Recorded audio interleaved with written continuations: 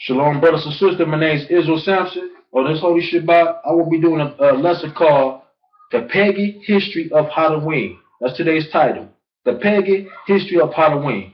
And the only reason I'm doing this lesson is because we got to understand what Halloween represents, why we ain't supposed to celebrate Halloween, you know, why it happened at that time, when every time they kept Halloween. So we got to understand the origin. And so that way people can understand why we ain't supposed to participate of a pagan day. And not just that, but you're going to find out that Halloween has a lot to do with the child sacrifice too.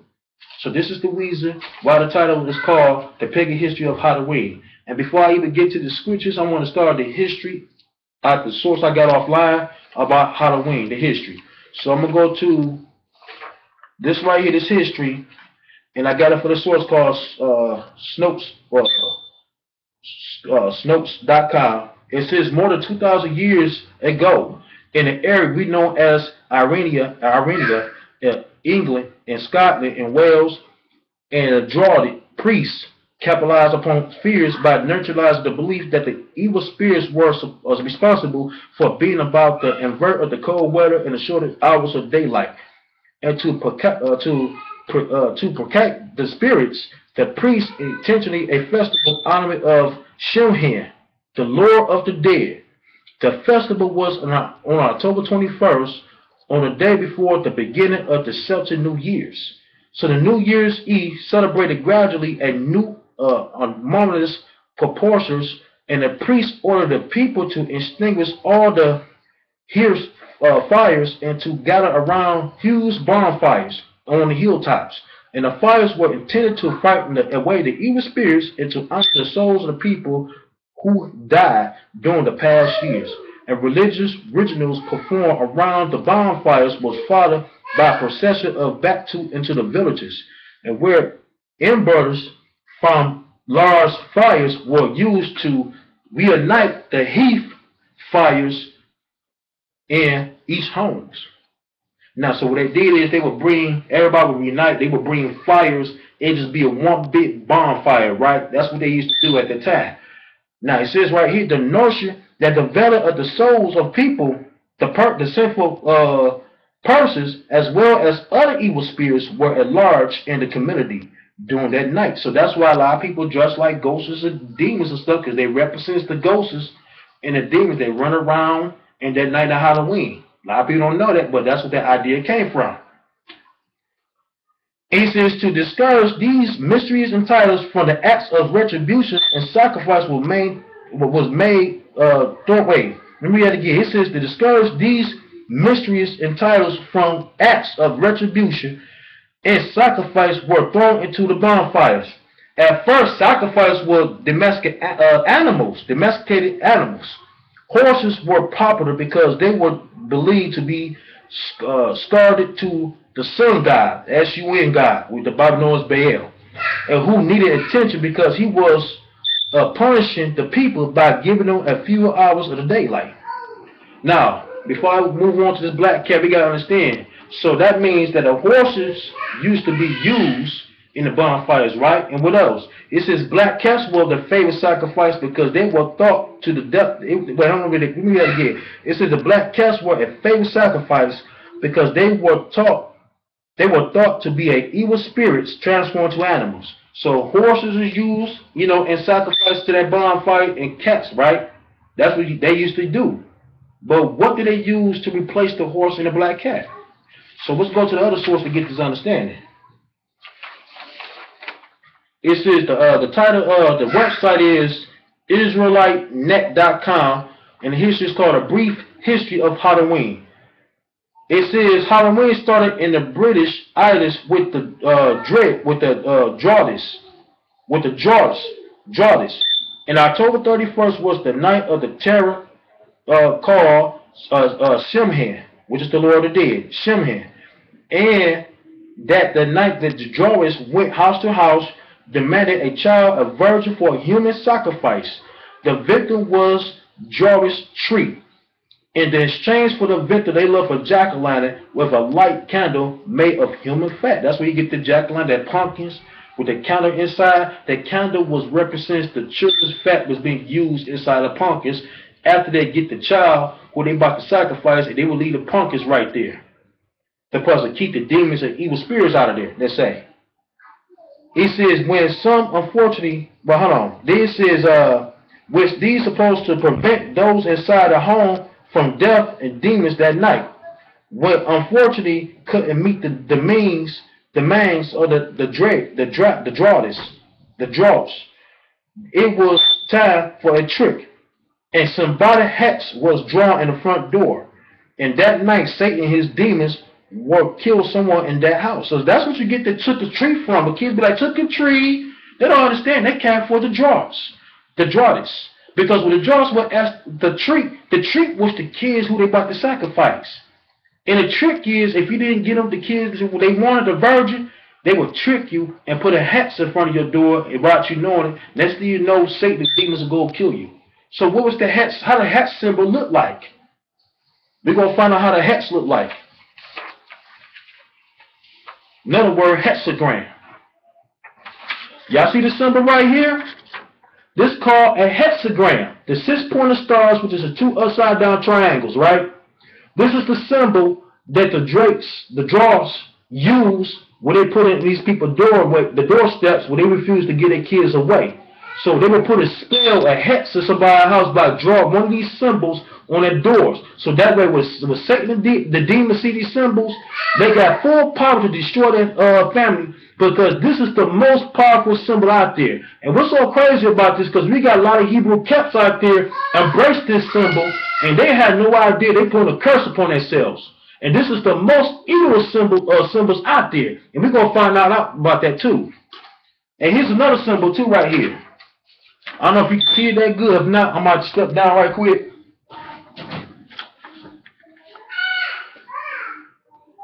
This is a 6-point star.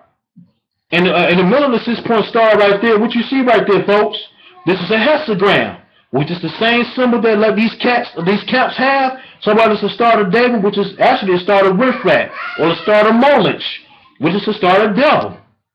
And this is a symbol they would leave at people's houses, man, and who refuse to get their kids away to these dryads, what we know as the voodoo priests, or the witches and the warlocks. They will leave these symbols in your front door, so that way, if they want you dead, they're going to make sure that Satan see these symbols and they got the power to kill you. Now, what's really history about what happened once these children were sacrificed in the fire? And before I read that, I'm going to read for a couple of sources about these hexagrams.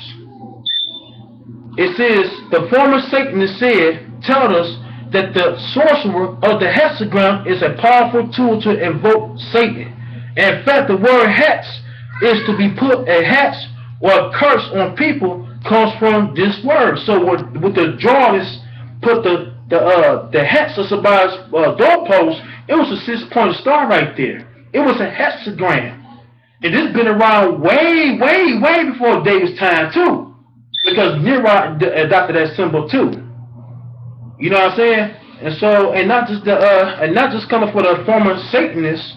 Then it's a book called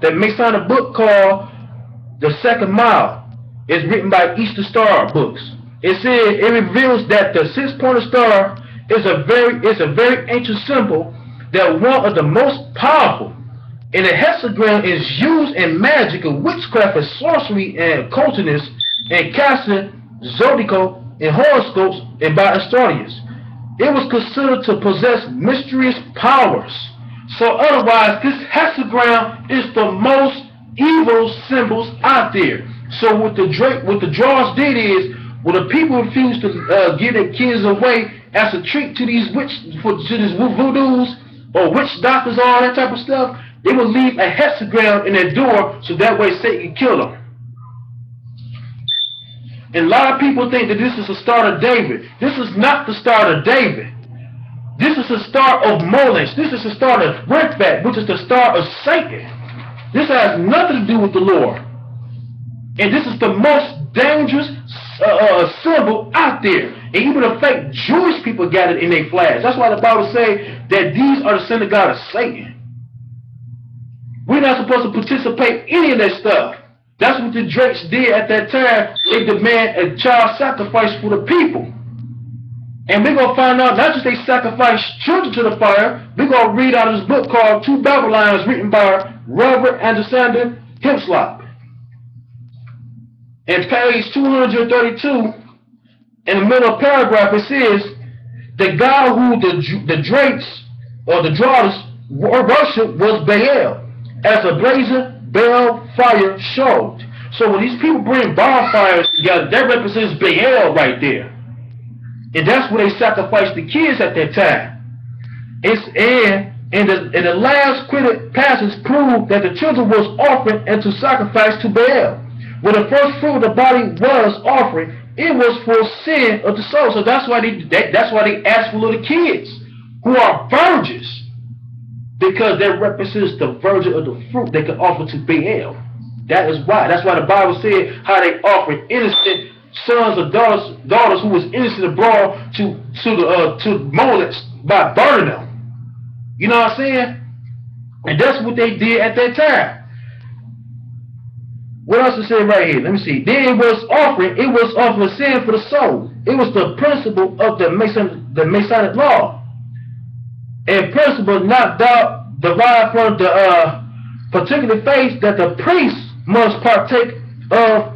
Moreover, it was offered of a sin offering. Hence, the priest of Neri or Baal was necessarily required to eat the human sacrifice.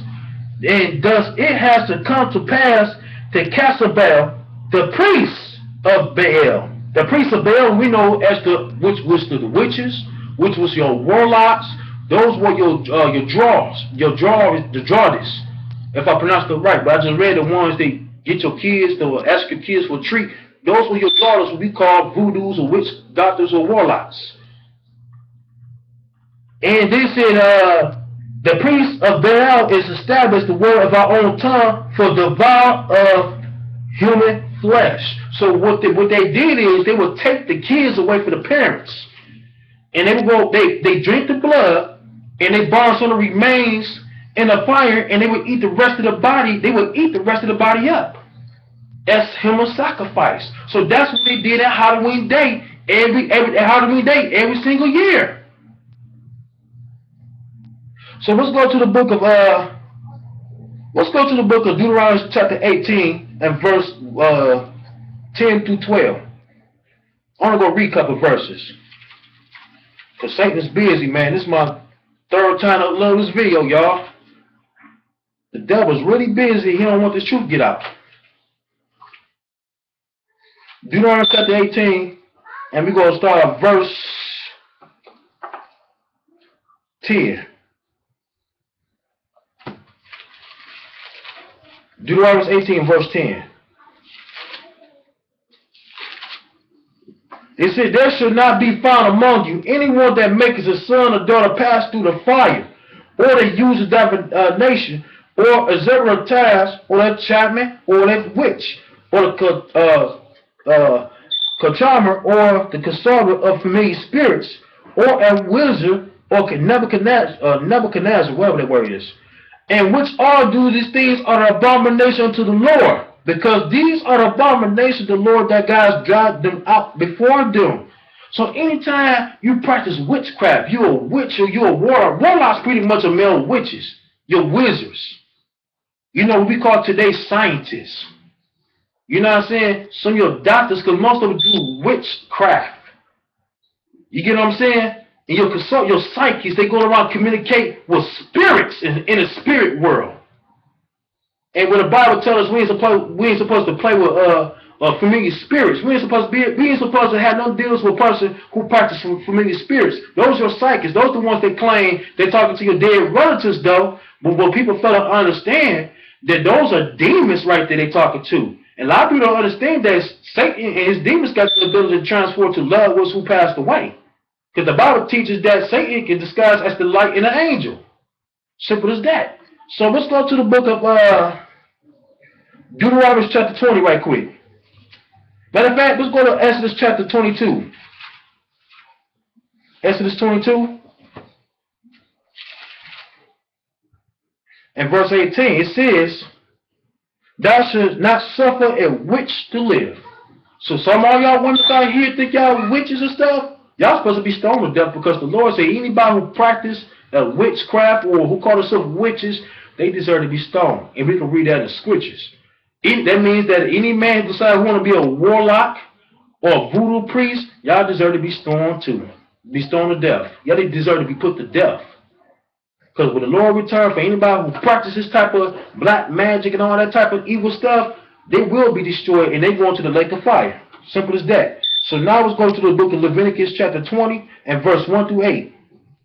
Leviticus 20 and verse 1 through 8. It says, and the Lord spake to Moses and said, and again thou shalt say to the children of Israel, whosoever he be, the children of Israel, or the stranger that sojourners in the land, that giveth any of his seed to Moloch, and shall certainly be put to death. And the people of the land shall stone him with stones. And I will set my face against that man, and will cut him off among his people, because he has given his seed through Moloch to defile my sanctuary, to profane my name, my holy name. Because Israel is called by the Lord's holy name. Simple as that. Verse 4. If the people of the land do any hide if the people in the land do anyways hide their eyes from the man which he gives his seed to Moloch, and kill him not, then I will set my face against that man and against his family, and will cut him off, and will all go and whore after him to commit whoredom with Moloch from among the people. So the Lord said, look, you know the truth. You decide you don't want to tell nobody about this. You're responsible for them. You're responsible for their sins because you know better. And not just I'm going to turn my eyes against you, but your whole family as well. And he going to cut you out. Then it says, verse 6, and the soul that turns after such as a familiar spirit, after wizards to go and whore after them, I will even set my face against that soul, it will cut him off among his people. So what he's talking about right there. We allow our kids do that well, not my kids though, but people allow their kids do that every year. You got your kids just like witches and warlocks and scarecrows, and you got kids just like devils and demons and ghouls and stuff. Do y'all know that's channeled with familiar spirits when y'all do that? Do you know behind a mask, every time the kid put that mask on, that spirit behind that he takes hold of the kid, and the kid becomes like that monster? Like, for example, if your kid become a Ninja Turtle for Halloween, that spirit behind of it, and next thing you know, your kid gonna think he Leonardo or Michelangelo now. It's a spirit behind that. It's a spirit being channeled through these costumes, man. They make itself manifest. They don't let nobody become witches, because most of these women that become witches, they find themselves doing witchcraft stuff. That's because they channel familiar spirits they don't know. Simple as that. This is in verse 8.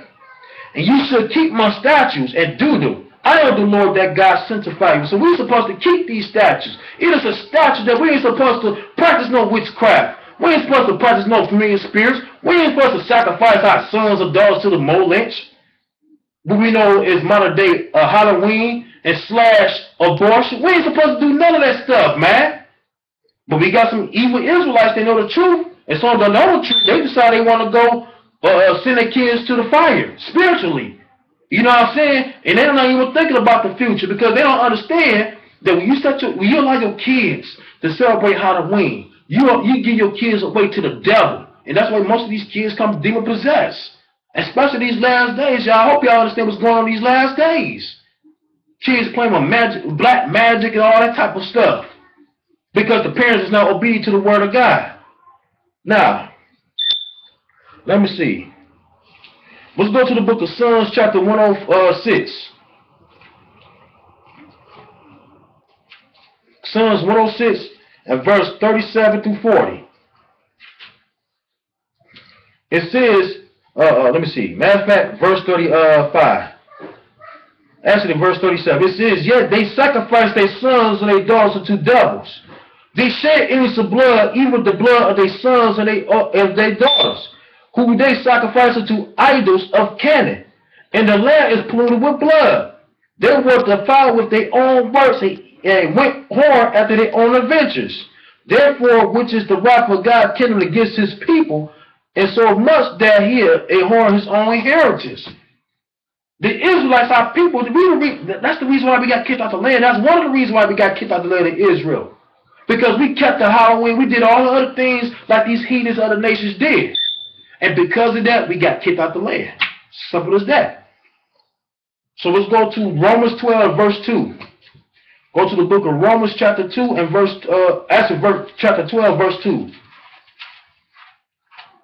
Romans chapter 12, verse 2.